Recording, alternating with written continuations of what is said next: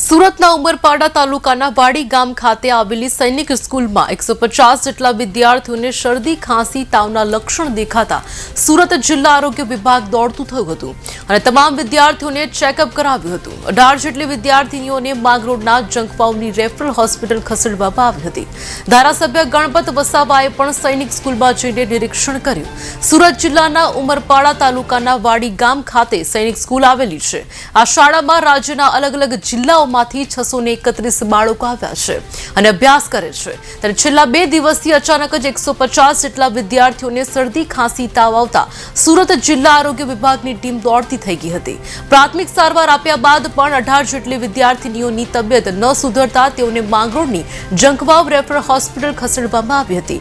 ઘટનાને પગલે આજ રોજ સુરત જિલ્લા આરોગ્ય અધિકારી ડોક્ટર અનિલ પટેલ તેમજ માંગરોળ વિધાનસભાના ધારાસભ્ય ગણપત વસાવા સૈનિક શાળા ખાતે દોડી ગયા હતા। गुजरात सरकारना आदिजाति विभाग संचालित आ सैनिक शाळा सूरत जिल्लाना उमरपाड़ा तालुकाना वाड़ी गामे आवेल छे।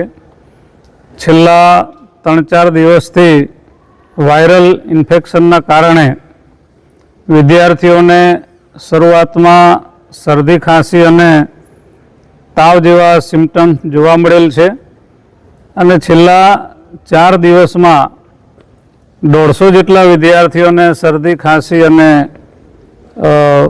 વગેરે અને 20 જેટલા વિદ્યાર્થીઓ છે જેમને તાવ આવેલ છે અને એના અનુસંધાને અમારા પ્રિન્સિપાલશ્રીએ પણ આ તાત્કાલિક વાડી પીએસસી સેન્ટરમાંથી ડૉક્ટર મિત્રોની ટીમ બોલાવીને પ્રાથમિક સારવાર 2 દિવસ પહેલાં પણ આપેલ છે અને આજે कलेक्टरश्री ने मैं रात्रे जाण करता सूरत जिल्लाना आरोग्य अधिकारी अने एमनी समग्र टीम पूरा स्टाफ साथे सैनिक शाळा खाते आवी पहोंचेल छे अने तमाम विद्यार्थीओने अहींया आरोग्यनुं स्क्रीनिंग अत्यारे चालू छे एटले खूब झड़पथी आ बधा विद्यार्थीओ खूब झड़पथी साजा थशे अने फरी एमनुं भणतरनुं काम एमनुं अभ्यासनुं काम सरो रेग्युलर थई जशे एवी मने पूरेपूरी अपेक्षा छे।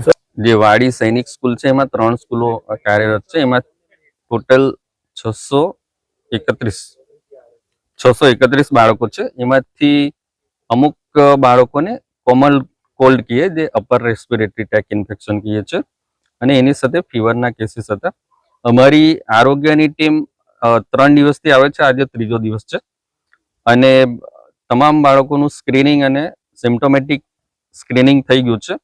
एमांथी 18 बाळकोने फीवर विथ जे कॉमन कोल्ड कहेवाय एवा बाळको हता अने स्टुडंट्स हता। तो एमने सीएचसी जंखवाव खाते गईकाले बताववामां आव्या हता अने त्यां मेडिकल ऑफिसरनी टीम छे एमणे बराबर जोई लीधा छे अने जेमने एसिम्टोमेटिक एटले के जेमने सिम्टम्स जता रह्या छे एवा बाळकोने पाछा होस्टेलमां मोकलाई देवामां आव्या हता। एमांथी 8 बाळकोने एडमिट करवामां आव्या हता, अंडर ऑब्जर्वेशन राखवामां आव्या हता। एमांथी मात्र 2 स्टुडंट्सने वोमिटिंग जेवुं हतुं अने बीजा 4 जणने फीवर हतुं। तो अत्यारे बधा बाळको स्टेबल छे।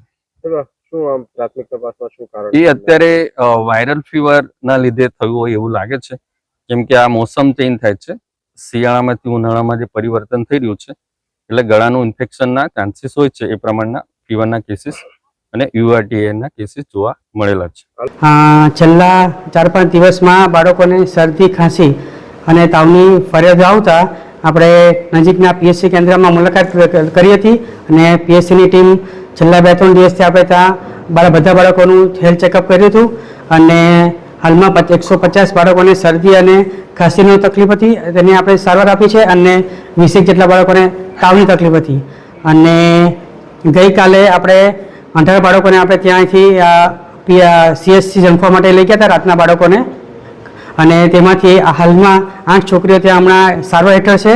એમાંથી 8માંથી 6ની ઓબ્ઝર્વેશનમાં છે અને 2 બાળકોને તાવની હજુ સમસ્યા છે।